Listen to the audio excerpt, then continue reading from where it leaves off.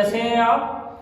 कल जो हमने एक वीडियो बनाई थी ऊपर, तो उसके अच्छे रिव्यूज आ रहे हैं और बड़ी खुशी हो रही है कि सभी स्टूडेंट जो हैं हमारी वीडियो को देख रहे हैं और उसके आगे हमें जो है वो रिव्यू भी दे रहे हैं कि हमें और आगे क्या करना चाहिए।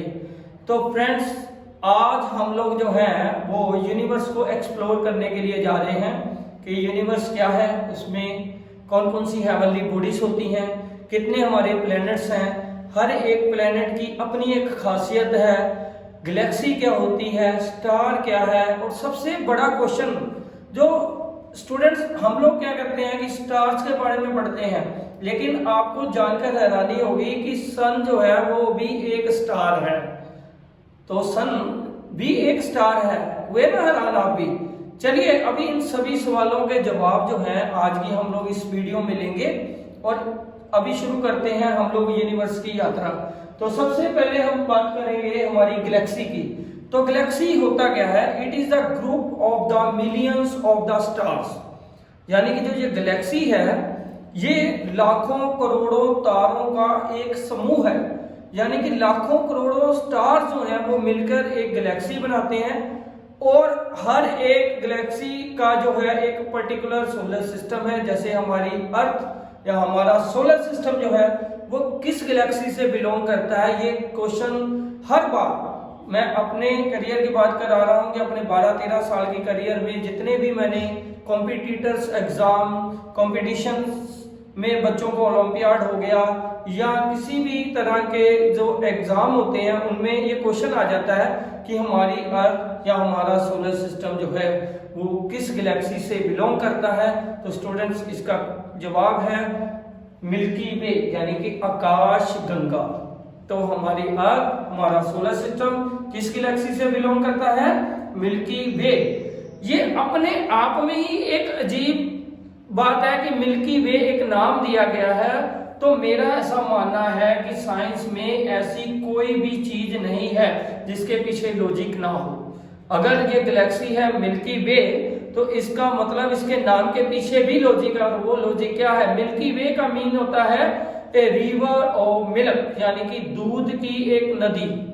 तो इसकी जो शेप है ना स्टूडेंट्स, वो एक बहती हुई दूध की नदी की तरह है कि जैसे एक दूध की नदी बह रही है। तो हमारी ये जो गैलेक्सी है ना, आकाश गंगा जिसको कहते हैं, मिल्की वे जिसको कहते हैं, ये भी सिंपल उसी की तरह है। तो उसी की वजह से इसका जो नाम है वो पड़ा है हमारे पास मिल्की वे और आकाश गंगा। चलिए अब हम बात करते हैं सोलर सिस्टम के बारे में। और सोलर सिस्टम क्या है? It is the family of the sun और all the planets, all the satellites, meteors, comets etc. are the family members and the sun is the head of the family. sun इनकी जो family है पूरी solar system की उसका head होता है।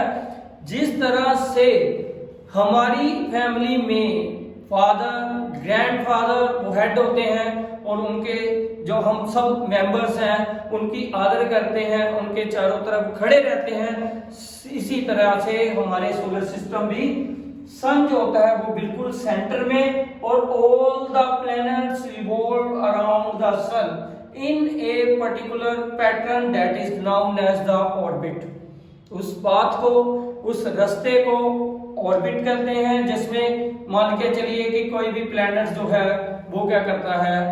घूमता है और सन के चारों तरफ अपने जो चक्कर लगाता है। रोटेशन ऑफ द प्लैनेट्स हर एक की अलग अलग है। अर्थ की जो रोटेशन है वो 24 आवर्स में होती है।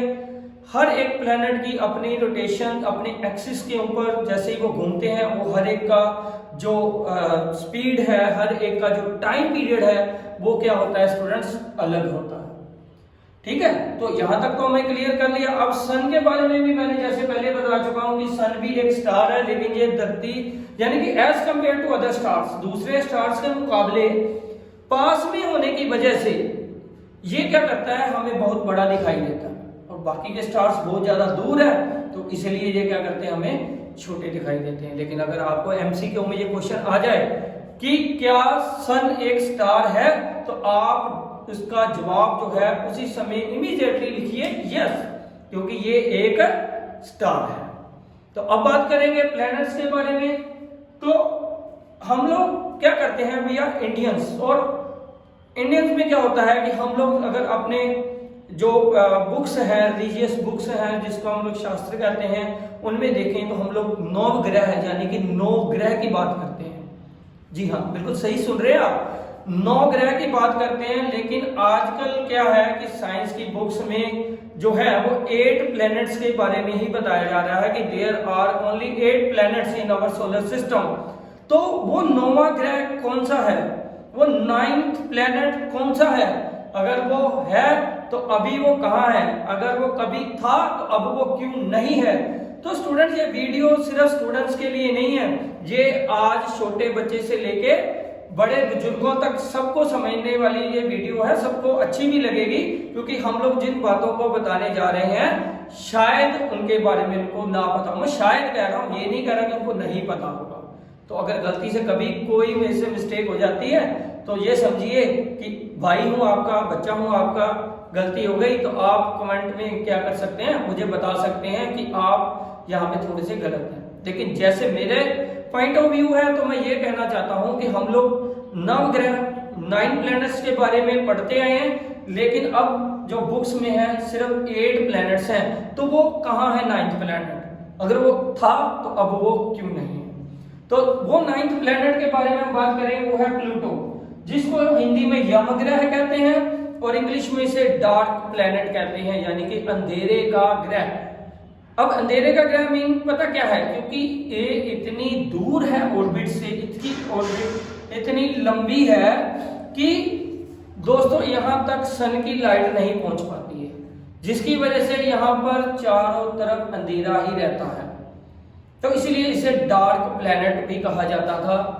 लेकिन अब 2006 के बाद इसे हमने प्लैनेट लिस्ट से निकाल दिया। उसका कारण क्या है, उसका कारण ये है क्योंकि ये जैसे प्लैनेट्स बाकी के घूमते हैं ना, जैसे इनका जो ऑर्बिट्स में घूमना, एक ट्रैक को फॉलो करना बाकी के 8 प्लैनेट से बिल्कुल डिफरेंट था। और नेपच्यून के पास, नेपच्यून की क्लास में, नेपच्यून के ऑर्बिट में भी ऐसे कई पार्टिकल्स मिले हैं जिसकी प्रॉपर्टीज प्लूटो प्लैनेट के साथ होती थी, मिलती जुलती थी। मतलब अगर हम लोग इसको प्लैनेट मानते हैं तो आप ये मान के चलिए कि यहाँ पर ऐसे बहुत सारे हेवनली बॉडीज हैं in the class of, in the orbit of the Pluto Neptune. तो नेपच्यून की जो कक्षा है, क्लास है, उसमें बड़े सारे ऐसे प्लैनेट, ऐसे प्लूटो जैसे प्लैनेट्स हैं जिसको हम लोग मान नहीं सकते भी भाई इतने प्लैनेट। तो इसीलिए इसको 2006 के बाद हमने जो है प्लैनेट लिस्ट से क्या कर दिया है, बाहर निकाल दिया है। तो अभी हम लोग किसको कंसीडर करते हैं, हम कंसीडर करते हैं 8 प्लैनेट्स को। अब वो कौन से हैं, कैसे हैं, क्या काम है, उनके बारे में पढ़ते हैं। सबसे पहले